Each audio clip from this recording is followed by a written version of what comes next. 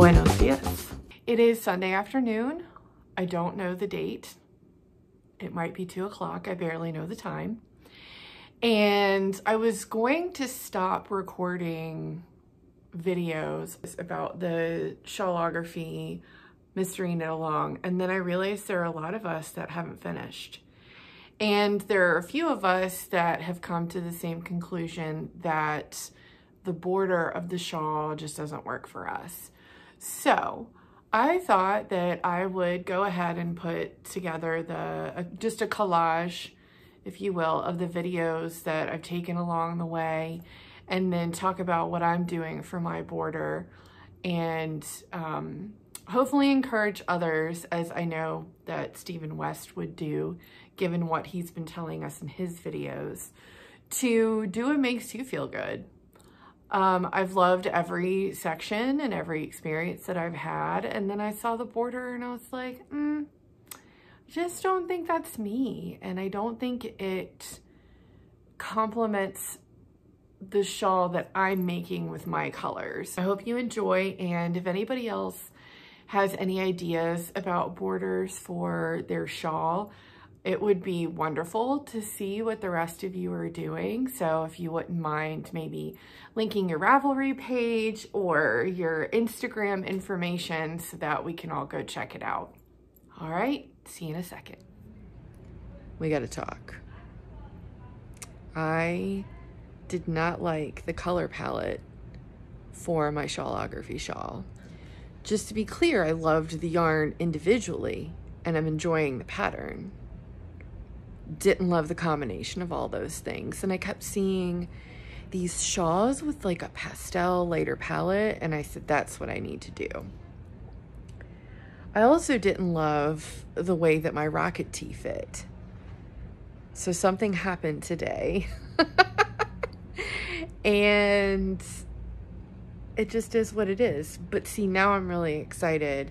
I'm even more excited about my Stephen West shawl. So I've got lots of little balls, and yep. I already have some skein, like little balls left over from knitting the shirt. So I'm using those to start the shawl, and then every once in a while I'm going back to the rocket tee and unwinding just a little bit more yarn. So Supervisor Ophelia wants to say hi. Say hi, baby. Anyway, I'm gonna let you go now. Stay tuned. Well, hello there, my fiber darlings. I am introducing some mohair into my Stephen West Shawlography shawl. I saw this, oh, I probably should have opened this a little bit before. I saw someone else had used mohair. They held mohair double for the last section of Clue 1. And it looked amazing, and I just had to use that idea. So one of the tricks that I've learned from watching Andrea Mowry's I'll Knit If I Want To podcast / Q&A video is that if you put mohair in the freezer before you wind it, or hell, what am I trying to say? Frog, like if it's in a sweater and you need to frog it, you stick it in the freezer for a few hours and let it get nice and cold. And I guess it has something to do with the like static electricity, or I actually don't know why that helps. I'm making shit up right now. Anyway, so I just took my mohair from Craft Me Not Yarn Company.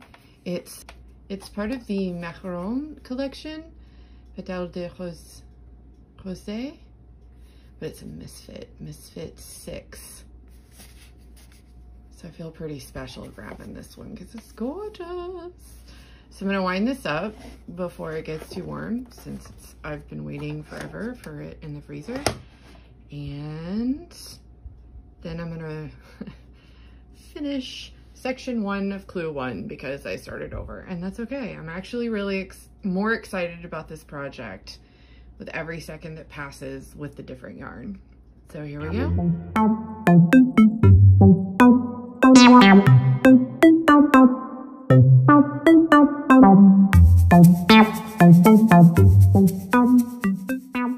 Decisions have been made. In order to highlight my yarn in a different way at the end of the shawl, I have added some rows, and I'm going to talk about the border that I'm putting on there as well. Let's get started with me just showing off the shawl a little bit, shall we?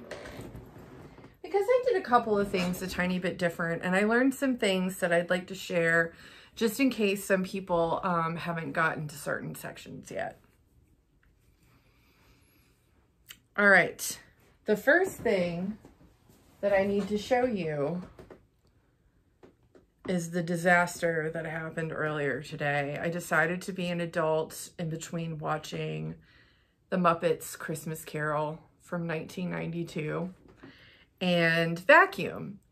Well, I didn't realize that a string of mohair was sitting in the middle of the floor, and I started vacuuming it, and it ate like 3 grams of mohair. Now, I have more than this, but it was still a very expensive lesson to learn. Did I say 4 ounces, 4 grams? What did I say? Doesn't matter. So, tragedy happened during the Shawlography, but the vacuum was saved, and I have more mohair in my stash, so that's good. All right, so just be careful vacuuming, folks. Apparently it can be dangerous for your knitting. Maybe just vacuuming is dangerous and I shouldn't do it anymore. Ew. I'm gonna keep vacuuming. So, the shawl. I have got mine on a 60-inch needle, and it's pretty bunched up, so you're not gonna really be able to see it. Oh my God, this is so tangled and stretched out in all its glory, but here you go. Yep. So this part right here is probably my favorite section. I did some vanille with mohair for my little shrimp. And then when I got to this section, I realized that my floats were just going to be too tight. Like when I was trying to stretch the fabric a little bit to, I don't know. I stretched the fabric to see if I can assume how much I think something's going to grow. And I realized if I didn't put longer floats in, I was going to end up with a result that I think some other people have, where when they put the shawl on, that section's a little tight around the shoulders. Well, I went to the extreme opposite, as I do, and I just, my floats are too long and they look so ugly, and it doesn't matter. What I am going to do, because I'm still happy with my decision, is I'm going to take some, just like a strand of mohair, and or maybe I'll just use the vanilla, I don't know, and then just run it and catch my floats all along the end. So that's the only thing about this shawl is I'm loving knitting it, but I got a lot of work to do once I cast that border off of like drop stitches I gotta fix and all that stuff. So my goal is to just have this thing done by the end of the year, because I just want it done by then. Anytime before then is just a friggin' bonus. So the next section I wanted to talk about is the drop stitches, because the brioche is pretty self-explanatory. And let me actually demonstrate this to you. So the drop stitches were a pain in the butt, but I'm glad I slogged through it. And it was only like the second or third time that I'd done drop stitches before. So what I discovered, not as soon as I would have liked, is if I kept my stitches straight and even on my needle, and let's see if I can get this focus. It's hard because I'm on a mohair section, but I would just pull my stitches down just a little bit, and it would make it easier for these drop stitches that I was getting ready to knit or purl, I can't remember, but it would make it easier for them to slide onto the needle. So every once in a while, I'd just make sure that these were nice and straight. Like I said, give just the tiniest little tug here and then slide that on, and that would make it a lot easier to get those drop stitches close to where you're knitting. So I hope that helps somebody, because I'm not going to be as opposed to doing drop stitches in the future once I figured that little trick out. And then, like a few of us, I started looking at finished pictures of the shawl, and I wasn't super excited about the border for my yarn. And then I started seeing people wearing it, and I'm like, I really don't know if that border, because like that's the piece that you see no matter how you, like other stuff you can kind of, on the shawl, you can kind of tuck it in while you're wearing it. This is you tucking things in and wearing your shawl. Yeah, I just didn't want that to be the focal point. I want something different. So first thing though was I wanted it to be longer, and as I was searching for border suggestions for my friends who were going to watch this, hi friends, I came up with an additional plan for mine. So the first thing I said was, okay, I know I want mine to be a little bit bigger. I've heard that. I know myself, I like bigger shawls, and I want this thing to be like pretty freaking epic, which is why I'm giving myself until the end of the year to finish it.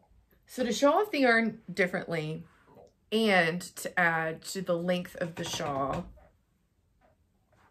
length of, you're gonna see, I started doing stripes because I love stripes. Stripes are my friend. Love, love, love, love, love them. Oh my gosh, I'm so tangled up. All right, here we go. So what I'm doing is I knit 4 rows of the same color that I did my drop stitches. Then I did 4 rows of mohair. Then I did 2 more sections of bergamot. I don't know how to pronounce it. Sarah's laughing at me now. I'll figure it out later. Then the chocolat, I did 4 rows of that, 2 of the bergamot, I